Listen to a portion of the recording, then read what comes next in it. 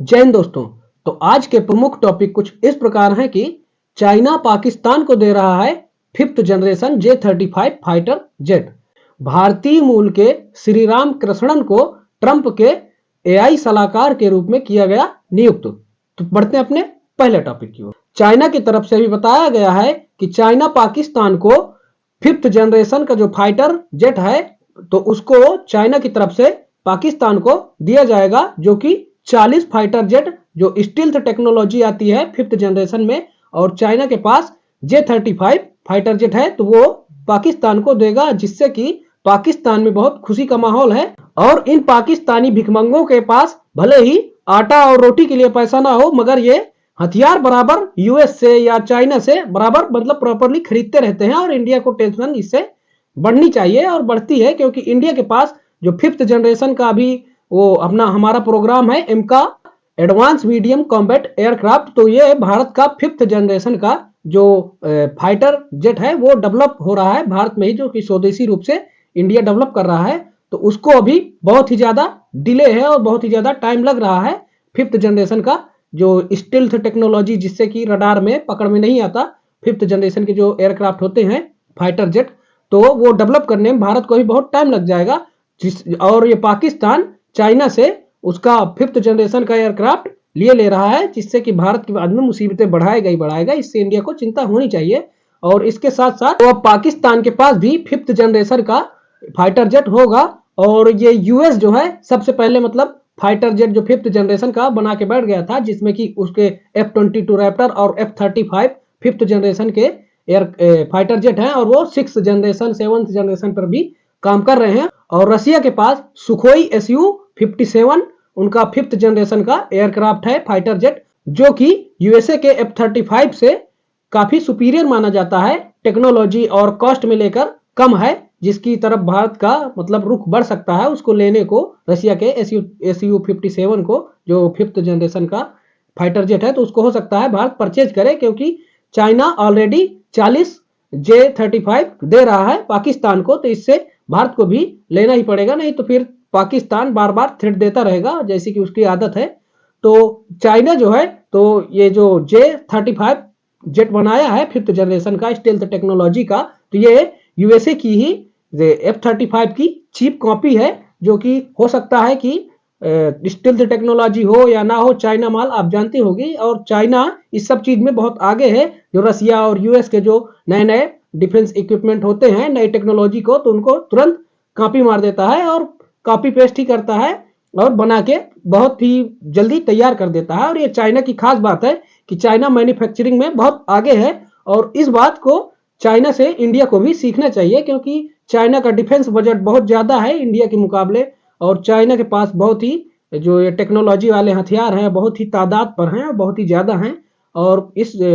से सीख कर भारत को भी अपने जो डिफेंस का बजट है उसको अपग्रेड मतलब ज्यादा और बढ़ाना चाहिए, क्योंकि बहुत कम है, और बढ़ाकर कम से कम रसिया के या यूएस के जो ये 5th जनरेशन के फाइटर जेट हैं तो इनको कुछ को परचेज करना चाहिए, क्योंकि पाकिस्तान के पास अब चाइना ऑलरेडी दे देगा। और ये 5th जनरेशन के जो फाइटर जेट हैं तो काफी लोग मानते हैं कि साउथ कोरिया भी अपना खुद का बना चुका है, जिसके साथ साथ जो 5th जनरेशन टेक्नोलॉजी है ये यूएस, रसिया और साउथ कोरिया, चाइना के पास पहुंच चुकी है। और जापान भी यूएस का ही F-35 यूज करता है, और काफी देशों को यूएस ने एक्सपोर्ट करके रखा है अपने फ्रेंडली कंट्रीज को। तो भारत को भी इससे सीखना चाहिए, और अपनी जो ये एमका प्रोग्राम है इसको डिले न करके बहुत ही जल्दी मतलब फास्ट से और बढ़ाना चाहिए, जिससे कि हमारे पास भी ये एमका प्रोग्राम का जो हमारा खुद का 5th जनरेशन का फाइटर जेट है ये खुद का हो, जिससे कि मैन्युफैक्चरिंग में ये सब दिक्कत ना आए, और जितना भी मैन्युफैक्चर कर सके उतना, जैसे हमारा तेजस बन गया है तो उसमें अभी हमें कोई दिक्कत नहीं आती उसकी खरीद को लेकर, क्योंकि ये सब जो दूसरे देश से खरीदते हैं तो वो डिले होते रहते हैं और भी बहुत सारी प्रॉब्लम्स आती हैं, और कॉस्ट भी उनकी बहुत ही ज़्यादा होती है। और इंडिया के जो इक्विपमेंट होते हैं फाइटर जेट होते हैं तो उनकी कॉस्ट भारत के मुकाबले एकदम सही होती है, तो भारत को भी ये इस बात पर सोचना चाहिए। तो इससे रिलेटेड बहुत सी अपडेट आएंगी, क्योंकि चाइना जैसे ही पाकिस्तान को देगा तो ये सब मतलब पाकिस्तान एक वैसे ही गगरी दाना वाला सिस्टम है उसका, तो वो करेगा कुछ ना कुछ। तो बहुत सारी अपडेट आएंगी, तो हम आपको बाद में अपडेटेड वीडियो लाते रहेंगे। तो बढ़ते अपने नेक्स्ट टॉपिक की ओर। तो भारतीय मूल के एक चेन्नई के रहने वाले जो श्रीराम कृष्णन है, उनको डोनाल्ड ट्रंप के एआई सलाहकार के रूप में डोनाल्ड ट्रंप की तरफ से नियुक्त किया गया है। और श्रीराम कृष्णन भारत से बीटेक की डिग्री प्राप्त करके, जो कि इंफॉर्मेशन टेक्नोलॉजी पर थी, उसको प्राप्त करके 21 साल में ही यूएस चले गए थे। और वहां पर जाकर ये फेसबुक, ट्विटर, याहू इन सब कंपनियों में काम किए और अब यहां तक पहुंचे हैं, जो कि अब कंपनियों पर फंडिंग करते हैं। और ये एलोन मस्क के करीबी माने जाते हैं। और डेविस हेडनेई ने इस बात पर, एआई जो सलाहकार बने हैं, इस बात पर थैंक यू मतलब कांग्रेचुलेशन किया है, क्योंकि पेपाल जो कंपनी है एलोन मस्क की, उसमें डेविस हेड मतलब एक मैनेजर थे और वही संभालते थे पेपाल कंपनी को, जो कि एलोन मस्क की थी। तो श्रीराम कृष्णन भी अब डेविस हेड के साथ ही काम करेंगे, जो कि व्हाइट हाउस और डोनाल्ड ट्रंप के सलाहकार, एआई सलाहकार रहेंगे। और ये डेविस हेड ने उनको, श्रीराम कृष्णन को बताया है कि हमने आपका काम देखा है ट्विटर में, जो कि ट्विटर को रीडिजाइन करने में और ट्विटर को चेंज करने में, और जो ब्लूटूथ था ट्विटर का उसको पैसे में बेचने पर इनका ही आइडिया था, श्री राम कृष्णन का ही। तो उन्होंने कहा है कि अब ये जो श्री राम कृष्णन है डेविस हेड के साथ ही काम करेंगे, जिसको लेकर डोनाल्ड ट्रंप के जो पार्टी रिपब्लिकन्स हैं, तो वो एलोन मस्क का विरोध करने लग जाते हैं, क्योंकि वो ये सोच रहे हैं कि डोनाल्ड ट्रंप एलोन मस्क के बैठाए हुए एक प्रेसिडेंट हैं और बाकी पूरा कंट्रोल तो एलोन मस्क के हाथ में ही है।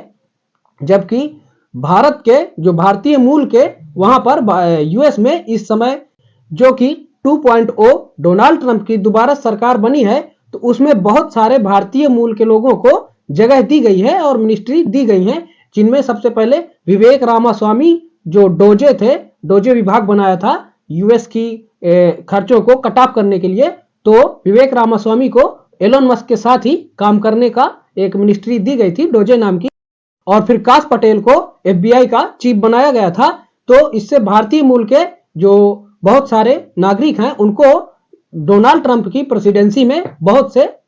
पद दिए जा रहे हैं, जिससे कि ये जो भारतीय मूल के लोग हैं, इनके प्रति भारत का एक सॉफ्ट कॉर्नर रहेगा और भारत के खिलाफ ये बहुत ही ज्यादा कुछ नहीं बोलेंगे, जैसा कि यूएस में चलता रहता है। और भारत के यूएस से रिश्ते अच्छे होंगे और भारत के प्रति इनकी अच्छी सोच रहेगी और रिश्ते मेंटेन रहेंगे। तो इससे रिलेटेड अभी बहुत सारी डेवलपमेंट आएगी, क्योंकि डोनाल्ड ट्रंप का जैसे जैसे शपथ ग्रहण समारोह 20 जनवरी निकट आता जा रहा है, तो डोनाल्ड ट्रंप बहुत ही ज्यादा हाइप में बने हुए हैं। तो जैसे ही कोई अपडेट आती है, हम आपको अपडेटेड वीडियो लाते रहेंगे। तो मिलते हैं नेक्स्ट वीडियो में, तब तक के लिए जय हिंद।